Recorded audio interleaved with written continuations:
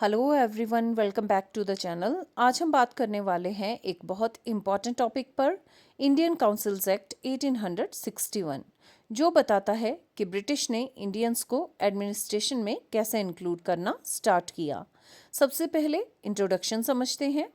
1857 revolt के बाद British को समझ आ गया कि सिर्फ कंट्रोल से काम नहीं चलेगा, अब उन्हें इंडियंस का कोऑपरेशन भी चाहिए और इसी वजह से ये एक्ट इंट्रोड्यूस किया गया।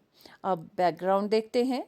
रिवॉल्ट के बाद ट्रस्ट ब्रेक हो चुका था, इसलिए ब्रिटिश ने डिसाइड किया कि इंडियंस को सिस्टम में इन्वॉल्व करना ज़रूरी है।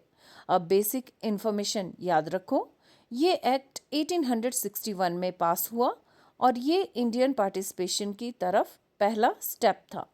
ट्रिक याद रखो, 1861 इक्वल्स टू इंडियन एंट्री।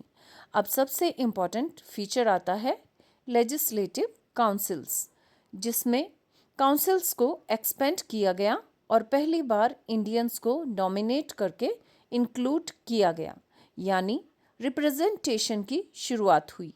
लेकिन याद रखो, ये सिर्फ नॉमिनेशन था, इलेक्शन नहीं।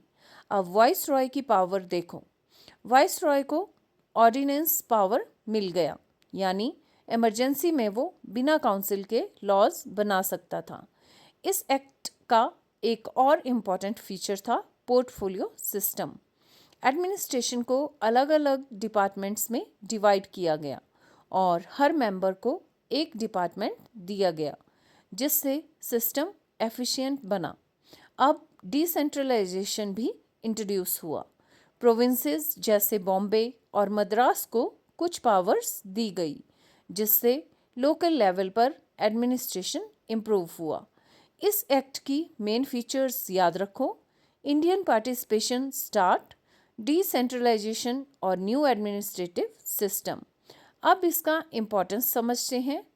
ये इंडियन रिप्रेजेंटेशन का बिगिनिंग था। गवर्नेंस इम्प्रूव हुआ और ब्रिटिश ने ट्रस्ट बिल्ड करने की कोशिश की, लेकिन लिमिटेशंस भी थी। इंडियंस को सिर्फ लिमिटेड और एडवाइजरी रोल मिला, उनके पास रियल पावर नहीं थी। अब एक डीप कॉन्सेप्ट समझ लो।